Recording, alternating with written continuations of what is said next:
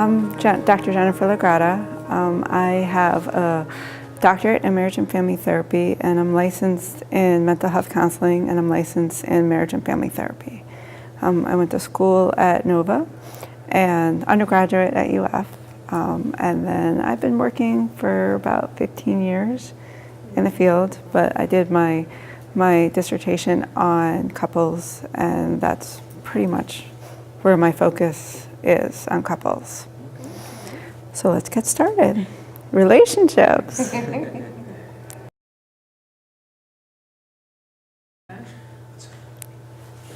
all the other people that are going.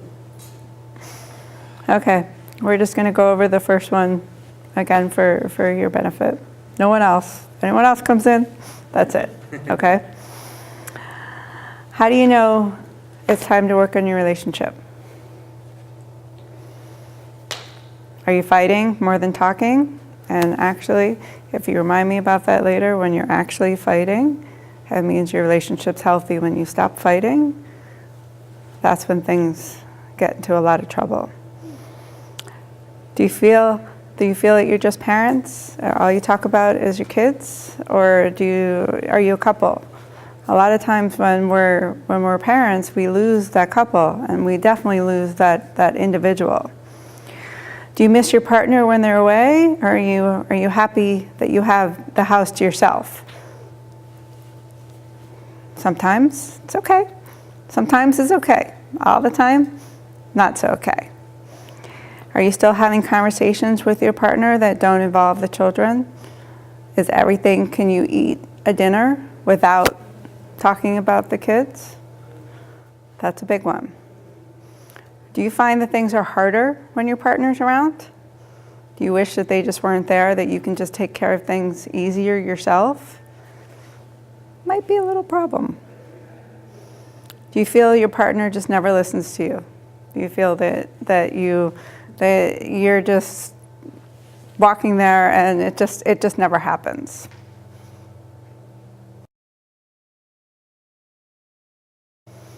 Okay, what can you do to help your relationship at home? Because that's where it starts.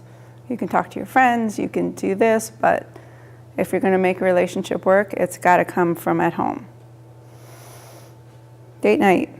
Date night means date night. It means going out, having a good time, no phones. You don't have your phone, right? This is the big one. This is the really big one. You turn your phone off. No distractions, no kids. If you can't go out to do it at home.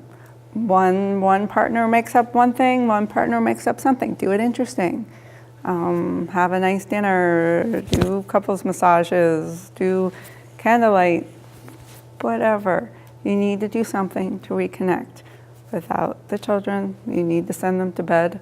I know parents have a problem with bedtime sometimes. Date night, they need to go to bed early. Check in with each other throughout the day. This is important. Sometimes there's so much stuff going on throughout the day, you can just tell your partner you love them. You know, it's nice. It makes me smile when I hear that. You know, life is so crazy, and then you get that little "I love you," and it helps. Always make sure that they know that you care. You know, sometimes you think you're saying it and you think you're doing it, but we run into a problem sometimes where people don't always communicate how they care the same way. So you think you're saying it, but the other person is not receiving it. The other person has to truly understand that you do care.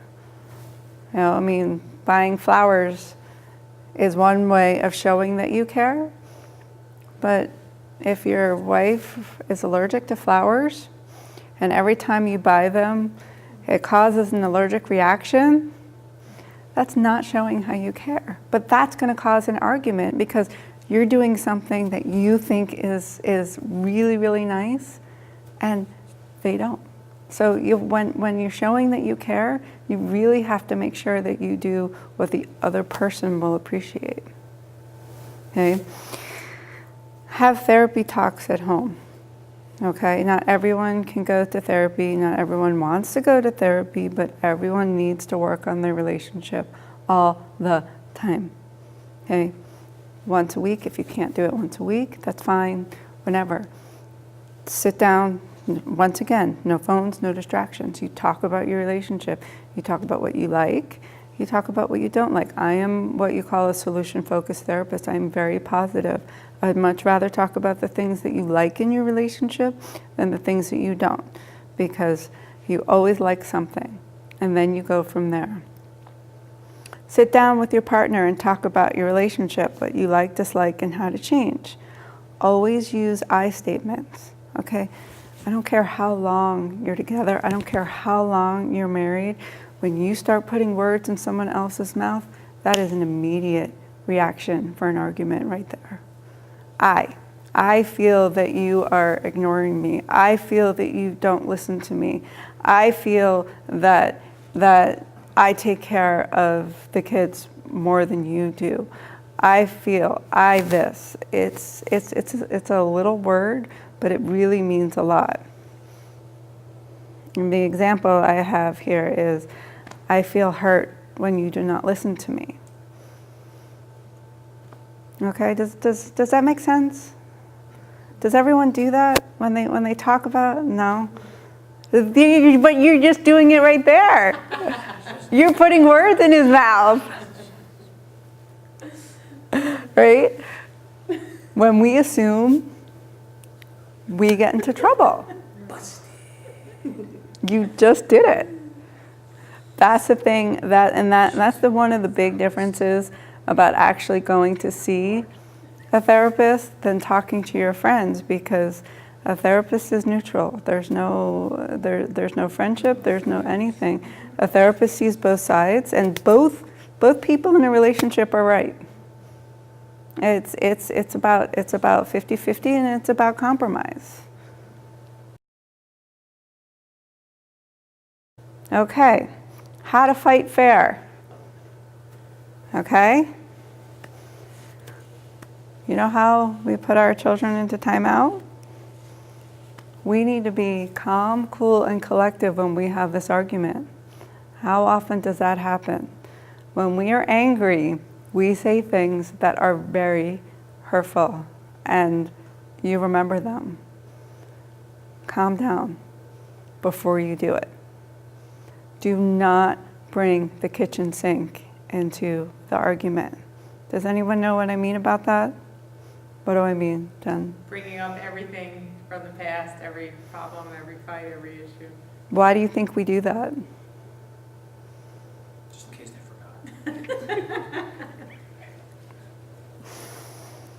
forgot. What's resolved?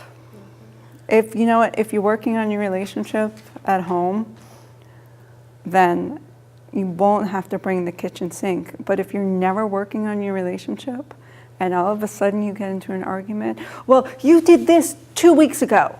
What? What did I do? How am I supposed to remember what I did 2 weeks ago? You're arguing about something completely different than what you were arguing about, and then you're so confused and you're so angry that it just doesn't make sense. You need to argue about what's right there. Focus on the past so much instead of the present and the future. Right. Which is really hard to do, because sometimes when an argument comes up, it reminds you of all the other things that person did that upsets you, because it's not resolved. But every couple has arguments. Every couple has their issues. It's just what we do. Make sure, this same thing, make sure you both know what you're arguing about. Okay? If you go off on a tangent about something that happened 2 weeks ago, it's just not productive. This is, when I was in school, one of my first experiences as a therapist, this couple came in because the husband ordered anchovies on the pizza. Whoever, and ever since then, I say this, Whoever really fights about the pizza, who really cares about which toppings are on a pizza?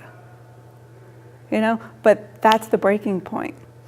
You're angry, you're upset, you're not communicating, you're not talking, and all of a sudden somebody orders anchovies. And that just does it. It blows up every little thing that you're angry about. So it's never about the pizza. It's about something else. Okay, what happens when one partner needs space and one partner wants to talk about things immediately? What do you do then? How do you handle that? Does that happen to anyone? Yeah, who needs space? You need space? You need your cave? Yes. Yeah? So how does that, and do you get angrier and angrier and angrier? Yeah, but then I realized, well, let me just let him cool down. Do you let him cool down? And then after you're cooled down, do you go to her and say, okay, I'm ready to talk? Yeah? Okay. So you guys have that worked out? Really Okay. hard way. Right. It's only a problem if it's a problem. Right. You know, I mean, we figured it out the way, communication is the key. If we don't communicate, we're just going to keep going back and forth. right. And it's never going to get solved. You come on up here. Exactly. You could say I'm like a training director, so I Uh-huh. can get the feeling Right. what you're saying. So I see it both ways, and I kind of I observe. So Right. when I observe things, is where we sit down and say, hey, look, the way that we're approaching things is not the right way. Let's try to approach it this way, see how it turns out. Right. So we find alternatives and see where it benefits each other. So, And does that work? yeah. Yeah. Working. Good. I'm going to say this again, like you almost just said. Always use I statements.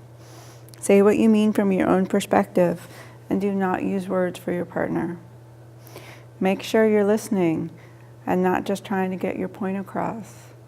Okay? When you're arguing and you're upset, you say something, he says something, you say something, he says something, you say, and no one's listening. Okay? When you're angry, it's really hard to listen. You just want to say, and you're talking over each other. That's where the whole calm down part happens. You need to listen in an argument to fight fair. Don't talk over each other, even if it's frustrating to hear what your partner is saying. And if you need to, table the discussion until your tempers are calmed down. Okay? I know a lot of people have this assumption that you should never go to bed angry. I'm sure you guys have heard that. I don't find that very realistic. People need to go to bed angry. It sometimes happens, but that doesn't mean that that life is gonna fall apart tomorrow because you still love each other. But going to bed angry sometimes has to happen. I know, not many people say that, but it's a reality. Okay, how to keep the romance going. Always sleep in the same room. When you sleep in separate beds, you separate. I am going to coin that phrase because I fully believe in it. Someone always wants to sleep in another room. They just want to get away. That's not going to solve the problem because you know what? Even if you're angry with each other, there's a possibility that you could be touching throughout the night and something can happen that when you wake up in the morning, things could be better. Try to go to bed at the same time. Now I know this is really hard for everyone, but if there's going to be any romance in your life, it's going to usually happen at night. If you don't go to bed, if someone stays up on the computer or someone stays up late and watches TV, well then maybe you need to compromise and say, okay, one night a week we should go to bed together. Maybe that could be your date night that you do. But at least one night a week you should go to bed at the same time. I'm a big believer in keeping distractions to a minimum in the bedroom.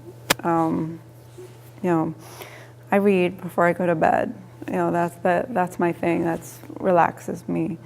You know, but no TV, no iPad, definitely no phones. You know, everyone's different. Some people need to sleep with noise. Some people don't need to sleep with noise.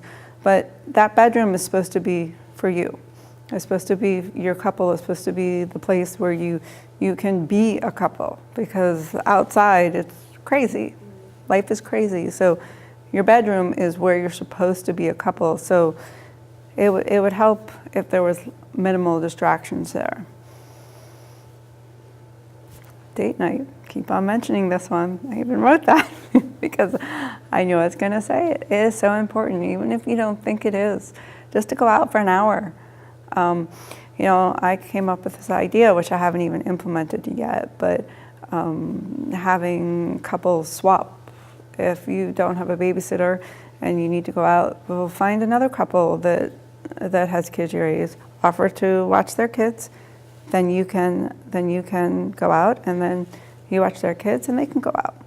You know, there's always a way to do it. You know, I mean, I know paying a babysitter and I know doing all that stuff is a lot. So if that's not even an option, do it at home. Show affection. See? Show affection. You two, not showing affection. You two, showing affection. Okay? But I have to say that you're mirroring each other by sitting the same way. So that's actually a really good thing. You're both sitting the same exact way. And that happens a lot in the therapy room where couples will, even if they're mad at each other, they'll sit the same way. And I know that they have a bond. If you can take time for yourself without your partner or your spouse, do it, because it will make you appreciate them so much more. If it's kids, if it's extended families, break it up, take one, take the other, do it. But then you come back together, you can be more of a couple. It is sometimes nice to take a break from your partner in a good way. Get some time for yourself. Now, if it's always the one person taking time, it has to be equal. Communicate. I don't care if you think that what you are going to say is the silliest thing in the whole world. Tell them. Let them know. Talk, talk, talk, and talk. It's what was the statistic? I think 90% of arguments come from miscommunication. That's it. It's because we don't talk. We think we know, we assume we're doing what we're doing, and it falls to pieces. Talk, talk, talk, talk. Keep things interesting. Surprise each other every once in a while. I mean, marriages don't just last. I give this example all the time. You know, you go to work, you have all these deadlines, these approvals, you get reviewed. You don't for a marriage. There's no review. If you don't work on it, it dies. Keep things interesting. Hold hands, kiss, make things interesting. You know, surprise your partner every once in a while. Do it. And the most important thing, at least in my opinion,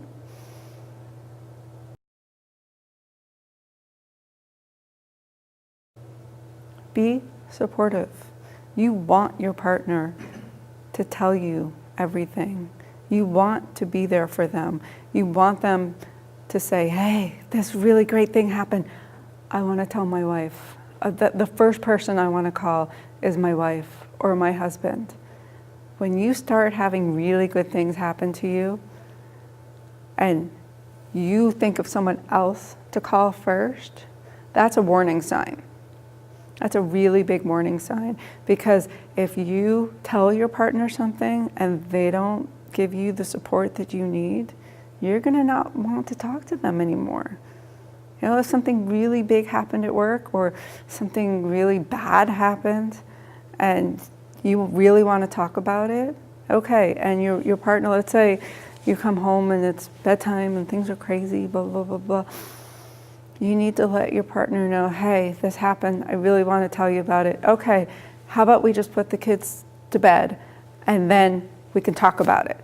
Communicate, okay? But people feel so let off because they're like, oh, okay, well, I'm not important. I don't belong. All right, I'll go tell my buddy. Well, you know what? Sometimes that buddy turns into another buddy and then another buddy.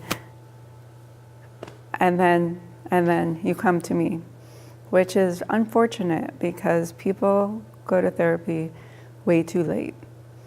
When do you guys think it's a good time to go to therapy?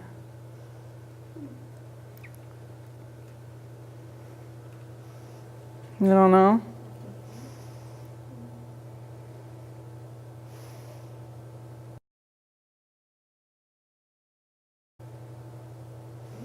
I think you can go to therapy when relationships healthy. I think so too. But do people do that? We did. Yeah?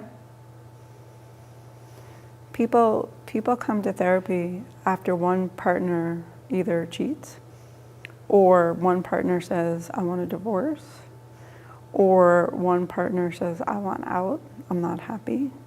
Wait, what do you mean? What do you mean? There was what's going on?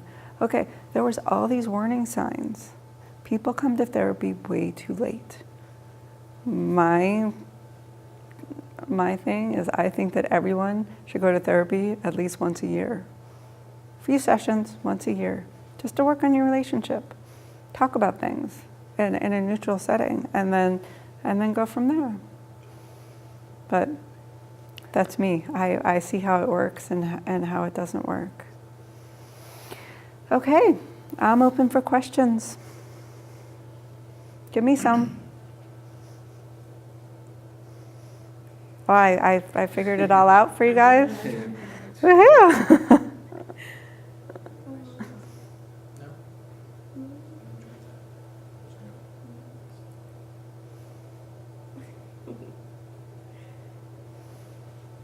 No, do you guys have any questions? I like the idea just of not having a cell phone on date night. I Yeah. agree with you on that. It's good. Or even if like the kids are sleeping and you have that one moment that you can actually interact with each other. How old are your kids? Our daughter is actually 14 months. Okay, What, 14. okay. So things are pretty hectic at home right now. Getting Yeah. used to that. Yeah, and you're both working? Yes. Okay, and does someone watch her, or does she go to daycare? Someone watches her. Okay, so how do you guys find time for yourselves? The weekends. Because he works late and then I'm home. I get home pretty late. And by the time I get the baby ready, I'm exhausted. I'm just not Mm-hmm. So you two spend alone time on the weekends? Occasionally, yeah, you can say like here and there. Because the thing is like, her and I, we have this issue of leaving our daughter with somebody, Understandable. She doesn't really have that much family here, I do. Right. But most of the times they're either working or they're just about their business, Okay. But we do find the time where we can say, hey, can you watch our daughter for, a couple hours, maybe an hour or two. We've managed that. Right. So, but we try to find a time when our daughter's sleeping that, we interact, whether it's I'm still at work or whether it's I'm home and I'm still working, but we still manage to do that. I mean, I even had her do some of my work, and I just There you go. Yeah, me working. There you go. So, Nice. What do you guys think that your number one argument is? I would say communication. Communication? I thought communication wasn't a I problem. wouldn't say too much communication. I would show more affection. Okay. So you guys are disagreeing about what your major argument is. The communication is there. It's more the affection. I guess you could say, when somebody comes home showing affection, oh, hey, I missed you today, or you know, the concept of holding hands, you know, while you're being in public, or, you know, or just even while sitting on the couch, just, you know. Did that change a lot Yes. when you had your daughter? Yeah. Yes. Yeah. Now you guys, your kids are a little older, so have things gotten calmer for you? Well, I mean, our kids are almost 4, almost 5, and 7, Right, so. Kind of like right. a Category 5 hurricane. But we- How long were you married before you guys had kids? We got pregnant 6 months after our honeymoon. No, like a year after. No, I got pregnant like 6 months. So we had Alexis like over a year. So you never really had you never Well, we really lived had together for couple. like a year and a half before, whatever. Okay, but so you mostly became parents Yeah, immediately. yeah. Yeah. Do you think that affected your relationship at all? Totally, but can't get rid of them now. Yeah. Are you waiting? Are you waiting to the time where you can have a relationship? Yeah, I mean, you know, since we had Max, we've had a nanny who's lived with us, but she's actually leaving on Saturday. Oh, So, yeah, we're enjoying, this is one of our last few nights out This is before. date night. there you go. So I'm just hoping that we don't kill each other once she's gone. Right, We've gotten used to, we've, you know, been doing date nights and, right. Yeah, no, it definitely helps when you have help. yeah. What would She's you, leaving now. nice. What would you guys say your number one argument is? Probably, I don't know, there's a lot of arguments. We have very volatile, you know, everyone in my family has a very volatile temper. So, So it doesn't take much to. you're loud. I beg for a lot of sex. Yeah. That's part of it. Amen to that one. No, that's part of it. That's the Yeah. What's one reoccurring one?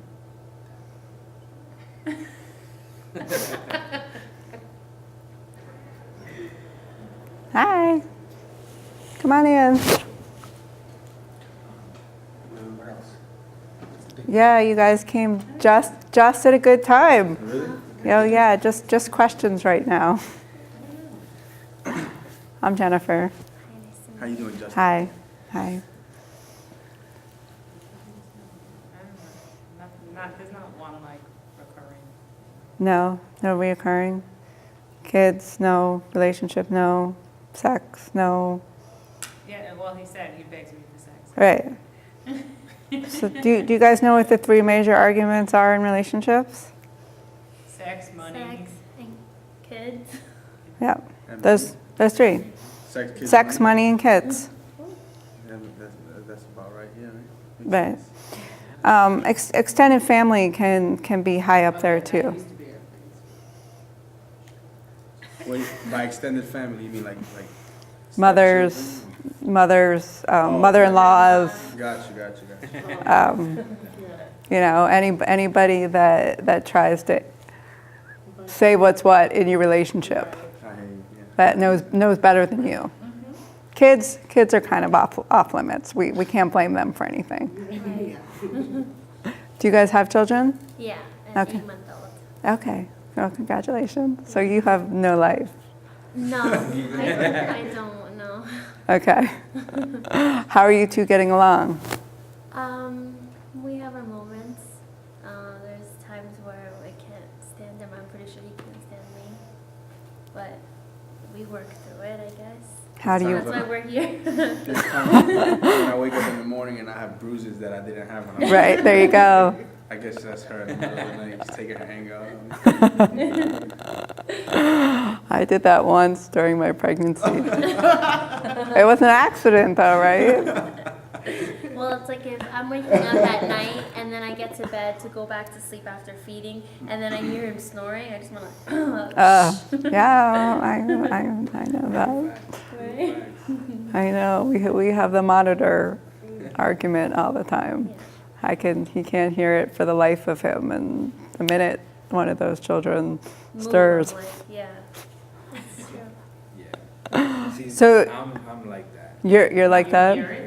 I can hear the streets, I can hear somebody, whether they're yelling or anything, I can hear it. Okay, let me rephrase that though. I have a severe hearing problem. He doesn't. I don't wear my hearing aids at night. I still hear everything, and he doesn't. We don't use monitors. I haven't used a monitor. You can hear? I hear everything. You He just- doesn't hear anything. You know, it's just you're just in tune to it. I don't know. For some reason, I wake up, and I just hear. See, sometimes I gotta fake it. I gotta act like I'm continue sleeping, Yeah. so she can get up. Yeah, right. Smart woman, I should do that one. Are you nursing or I'm in not for? nursing now, Okay. and she's still not sleeping through the night. So Okay. I have like the video monitor, and it's literally like in between both of our ears. So one of us should be able to hear it. It's on him, but Right. Yeah. Well, sleep deprivation can really I do feel like I'm more numbers. Yeah, I think that's like the biggest problem that we have. because Sleep of the fact, deprivation. When you don't sleep, you tend to act a lot differently than you would as if you were to get rest, Mm-hmm. And that's probably where the moods come from, the moodiness and all yeah, that I'm like stuff. more snappy. If I have a good night, I'm like more happier and like I can like deal with it. But Right. if I haven't, I'm like snappy, just No. working it all the time. Yeah. Well. Okay. So we have 8 months. We have 14 months, and we have 4, 6, and 7. 4, How old is 4, Max? 5, 7. Max will be 4 in a few months. Right. Okay. 3, 4, and 7. Okay. So as far as parenting goes, that stress never goes away. It just changes. You start sleeping through the night, but then they start teething. And then it's something else. It's something else. So when I hear couples sometimes tell me, "Oh, I'm just going to table my relationship for a few years." Oh, don't do that. because they can tell you the stress of parenting is always there. Once they're yours, it's always there. So you always need to still work on your relationship, even though it's hard. Now you guys are in that really hard zone, the not sleeping zone. So things are even harder. But you need to realize that your relationship happens. Do you have family? Do you have someone to help? We do, yeah. We do actually have a lot of help. Not at night, but while we're working. And if one day we wanted to go out, we have someone to take care of. Right. Okay. So does that? The date night thing is not such a big thing for us. It's more Sleep. Yeah, sleep. And then like I'm too tired to like do stuff and Right. be with them. Yeah. Right. Well. It all comes down to that. Like honestly, like it really comes down to the baby and how the night goes. That's what it really comes down to. That night determines how that morning and the rest of that day is gonna go. Right. Well, do you feel that the baby has replaced you? No, I don't feel that she's, well, I always tell her that I feel like she pays a lot more attention to being a mom than she does not that she's not a bad wife, but she's just she's a great mom. She's always like the baby. Sometimes the human side of you is like, hey, like I'm here too, but I don't get like upset about that because I know that she, I like watching her with the baby. Like it's Well, then I'm gonna give you a little tip, okay? She is so into being mom right now. You need to be more responsible for the relationship. You need to pull her away every once in a while and say, "Hey, pull back." That's how couples work. Because if you just let her do that and you're watching from the outside, things aren't gonna go smoothly. You're gonna just start arguing a little bit more. So take on that role, okay? I She's, learned that. yeah, I learned that because I used to see her always with the baby, and I took over as well and started assisting her. But now my daughter just will not let me go for nothing. right. She's It's a- hard. Daddy now. Now she just wants to be with me, doesn't want to be with her mom. Her mom gets upset now because she's upset with me. So It's very challenging, very Now, when you challenging. say pull her away, like how? What do you mean by that? Or how do I go? What are the steps that I take to go about pulling her away? Oh, do you wanna answer that? yeah, I mean, just like you see her interacting with the baby as much and, you know, doing everything for the baby. I mean, I'm not telling you to breastfeed, but, you know, just Yeah, take over. that's in 20 years. Take your daughter and say, hey, babe, go rest. Go take a nap. Get Okay. some rest done, you know? I do that. Like now, I'll Okay. do that. But I always, somehow, some way, I get overpowered. And I don't like, I'd rather not argue. So like after a while, after so much of hearing, no, I got it, no, I got it, no, I got it, after a while, I let her have it. Right, but you know what? Then eventually she's going to come back at you and say, "Well, you're not helping. You're not contributing.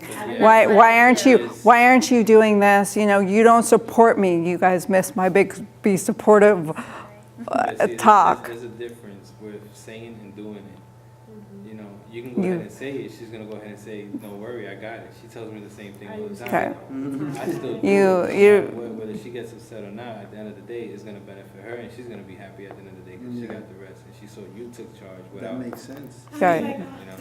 And also, like, I feel like, you know, he would get upset, like, when they were babies, you know, if I would say, like, no, do it this way or do it that way. So it got to the point, I mean, I had 3 little babies at once. I was like, you know what, let him do it however he wants. I don't really care as long as somebody's doing it. I Right. think that was a little bit better than, you know, feeling like critiqued all the Right, time. I do that to him. I'm like, no, do it like this, or, you know, I do it like this, or be careful with her. Like, I get so, No. I'm really controlling. I could admit I'm very controlling. Before Savannah and now. You're a mom. Yeah, no, but even before I was I know, in but a relationship, I was like, Are you controlling? Do you I'm want it the way it controlling, but is? He's controlling too. Right. I'm controlling him. Are you? Do you want it that way? It's I think it's a mutual. it's a mom thing. Yeah. But you know what? That's your world. You want the best for your child. There's absolutely nothing wrong with that, and you think that you can do that. But if you don't let your partner do it, and it does take practice. It doesn't just Something that happen. He says to me, he's like, Jen, I love them as much as you do. You know, so I'm like, okay. Even though, you know, like I watch, you know, I'm much more nervous, but, Right.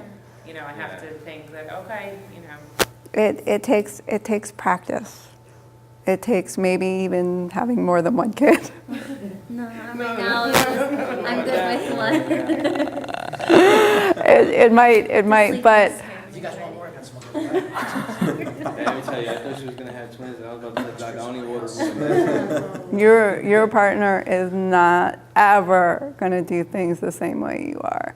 That's why you picked them. That's why you married them. No matter how alike you are, you're not the same. You're not going to communicate the same. You're not going to parent the same, and that's why you're always going to fight too. But if you fight as much as you work on your relationship, then you'll be okay.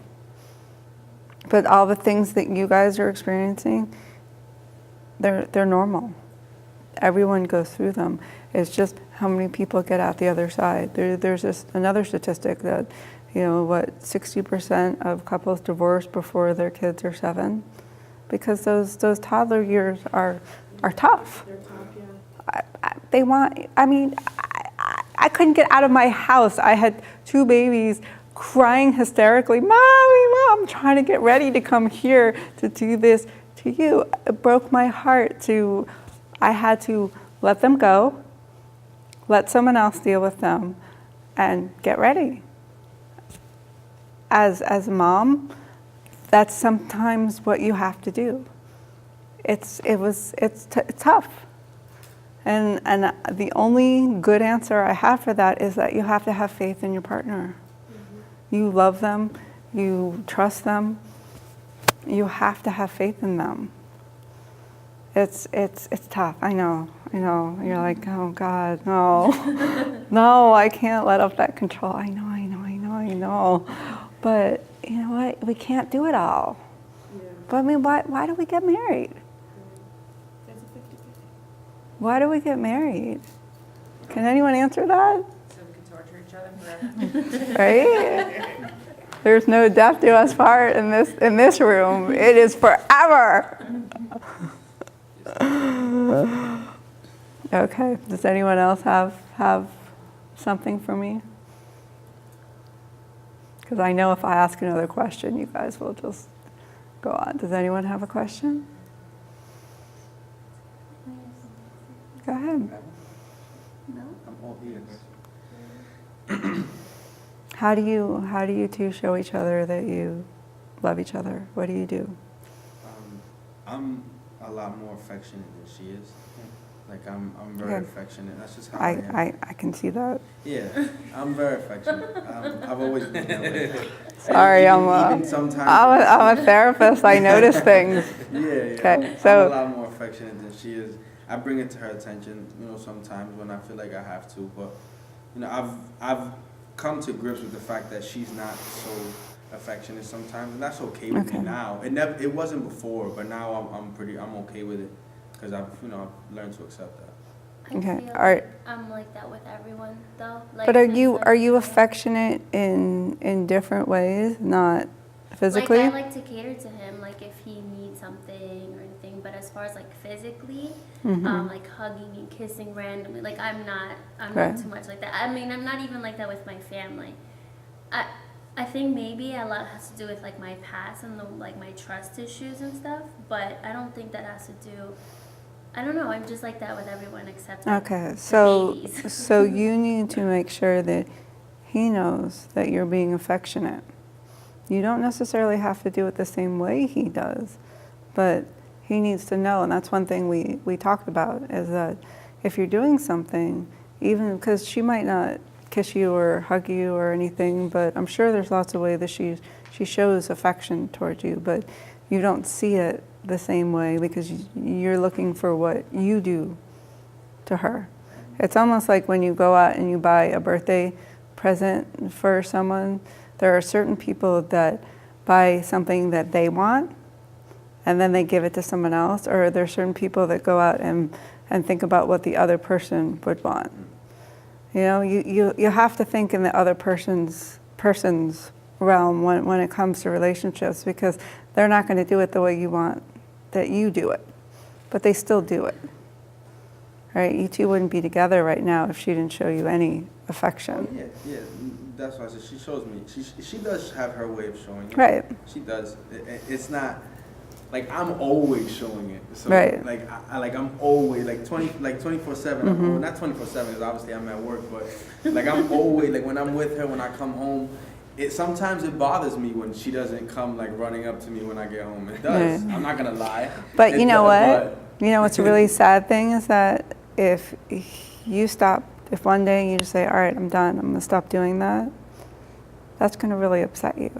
yeah, Even though you're not an affectionate person, you don't like affection, I like it. you like that he shows Yeah. you all that affection. I do.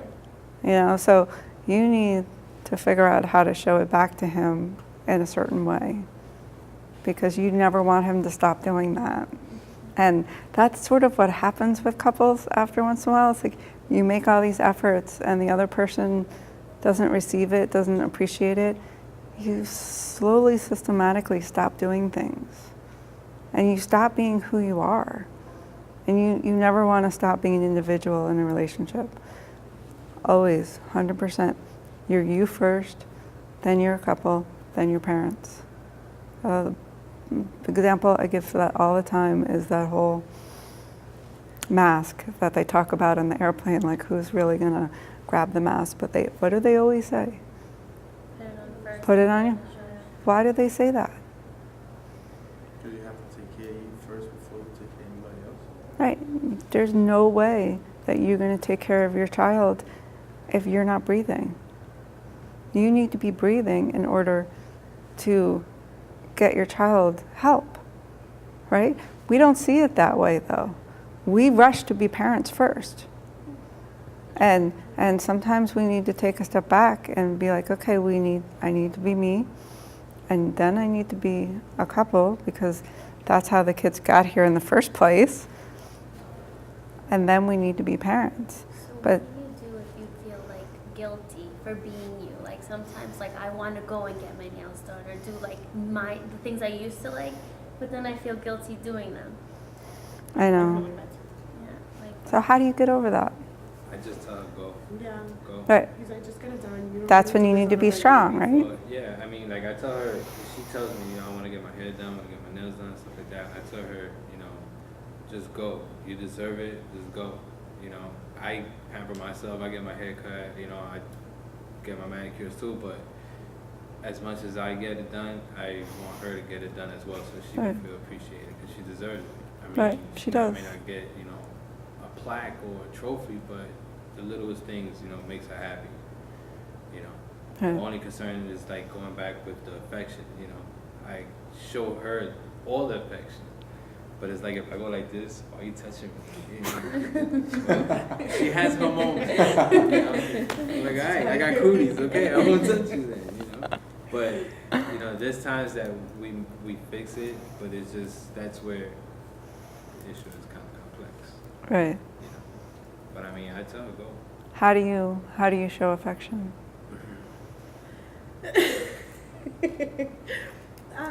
You know what? After the baby, I haven't been as affectionate.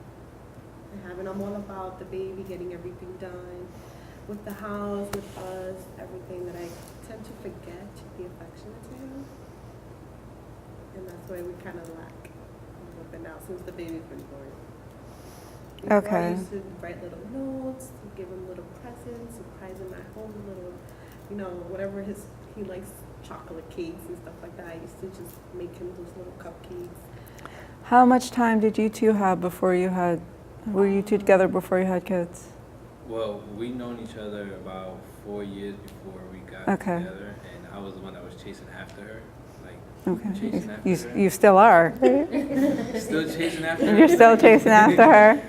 And you know, we connected, and you know, Just like, yeah, probably like a year and a half after.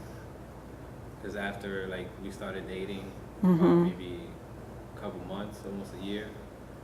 But at that time, she was pregnant, and we had lost the baby at 5 months. Right. So we just started living together. I mean, we started living together because at that moment, you know, that kind of made us stronger, Right. you know. And we've just been together ever since. So we've been together. We've known each other already for going like what, 8, 9 years now. Right. We've been And together officially about it's 2. it's hard. It's hard when you have that established relationship, and then all of a sudden you become parents, and it's a No, I mean, yeah. I It mean, just the baby vanishes. The baby's always going to Yeah. change. It's always going Right. to change you. You know, it's always going to change the relationship that you have as a person. But I don't feel like it should ever die down to the limit where it's nothing. I agree. I just feel like it should minimize to a level, but you know, you got to try to bring that level back up, because if not, we both lose interest in each other. Yeah. So you have some work to do. At least once a week, you need to show your man there that you love him. Once a week. Okay. Maybe once a day. Who knows? I'll be happy if she just sits down and watches a game with me. I'll be Oh. excited. I'll be That's ecstatic. another thing. Thank you for reminding me. He's okay. I don't. You know, people that are like obsessed with a certain thing. Like he's beyond obsessed with sports, and sometimes when it's okay after we put the baby to sleep and we're like in our room or whatever, the TV's on to sports, and he's just concentrated either on that or online researching more sports. So it's like, it's so frustrating now that I'm like, before I was okay with the sport thing, and now it's like I'm over it. So I get cranky and I'm like, I just want to go to sleep. Like, so how can I show him affection if everything is about sports? Okay, so you guys missed the first part. Oh. So I'm going to tell you this: one night a week, you need to have couple time. No TV, no phones, couple time, no sports. One night a week. That sounds like, you know, it's funny because like when, you know, like any couple, we've had problems in the past, you know, leading up to where we're at now. And we've discussed that before, like, oh, you know, maybe we need to have, we kind of tend to talk a lot, and then sometimes we don't do it. We'll say, oh, every night by this time we need to, No. you know, and it doesn't Not never every works night. out like that, you No. know what I mean? And then it ends up never working out at all. So I guess starting off little by little. No, you know, I just wrote an article about goals and the Parkland, in the Parkland Coral Springs Life every month, and And those resolutions just irritate me. Because what people do is, like you said, every night, well, that's just unrealistic. Small. Usually goals, what people make, are multiple goals at once. You need to break your goals down into itsy bitsy tiny, because the only reason you make goals is so you can accomplish them, so you can make more. If you overextend your goals, then you're just always feeling bad. You know, you're disappointed. And especially in your relationship with where you are right now with an 8-month-old, you don't ever want to feel disappointed in each other. 1 night a week. That's it. Therapy. Talk about your life. It is so hard for parents to not talk about their kids. How do you guys do it? How do you have a conversation without talking and bringing up your kids? I think I probably talk about them a lot more than you do. Yeah, I could talk about subject kids. Yeah. But you guys go out. Do you? Yeah, we talk about work a lot, like his work, you know, and they can help with that. We talk about, what are we talking about? We talk. We talk. We've had a lot of things in the last few years. Both of his parents got sick, and then they both passed, and we had that to deal with. You know, Right. We've had a lot of things always to talk about. All right. If you need cues, then come up with topics. You know, have one person be the role model and like look up something and say, hey, let's talk about this. You know, you could even look up quarterback stats. And that, I know, but you know what? That's what your man likes. You know what? And that is showing affection by being interested in what someone else likes. I do that sometimes though. You're like, where did you find that out? You Yeah, know? she freaks me out sometimes. Like, where'd you hear that from? She's like, oh, tonight. But that was just a little example. But I mean, there's tons of information out there. And there's tons of topics to talk about that don't revolve around children. And sometimes what I suggest to people is to even have a code word when you start getting into a conversation you want to get to. Somebody has to notice that, because you can be like having this great date night, and then all of a sudden you're talking about your kids again, and then it leads to this, and then it leads to that, and all of a sudden you're arguing, and then the whole day night is basically ruined because you're back where you started from. So communicate, be supportive, and communicate. That's it. Couples don't talk. Like, couples talk about their kids, but couples don't talk. So you need to talk about things that you both are interested in. And it's funny because that's what like got us here. Like in the beginning, we always, you always talk. You You always do. come up with things to talk about. We used to be on the phone for like 3 hours nonstop talking. Right? Just go. Now you just have nothing to say to each other. You're just annoyed all the time. Oh, it does get easier. It does get easier. But you can't wait until it gets easier to fix what's going on, because there's always going to be more. And it concerns me when couples wait. Well, like, okay, when they start sleeping through the night, then we'll do something. Okay, well, when they start crawling, then we'll do something. Okay, well, blah blah blah. It's okay. Then they're in college, and you're like, all right, well, we don't have a relationship. What happened? If you were just parents, when those kids aren't there anymore, especially when they're doing activities and they don't want to be around you anymore. And yeah, all right, I hope that never happens, but it will. It will. You need to have something to talk to your partner about. So you got to practice when they're young, right? Okay. I just want to tell you guys about something that I'm starting, and it's called therapy parties. And it's basically having a party in your house and having me there and inviting your friends over and basically doing group therapy in your house. And I'm offering free therapy parties for you guys because you guys came tonight. So, and I also need pictures for my website. So I need models, but basically all it is, you know, it would be group therapy, but you invite your close friends over and I'd come to your house and give a talk like this. So I'll do it whenever you guys want. And I gave you guys, but this is the therapy party card. And that's my regular card. The rest of the seminar is going to be on my website. So you guys need to watch the first part. Okay. Okay. Okay? Okay, and if anyone has any other questions, let me know. Okay? I'm very accessible. Thank you very much. You're very welcome. Thank you guys for coming. I really appreciate it.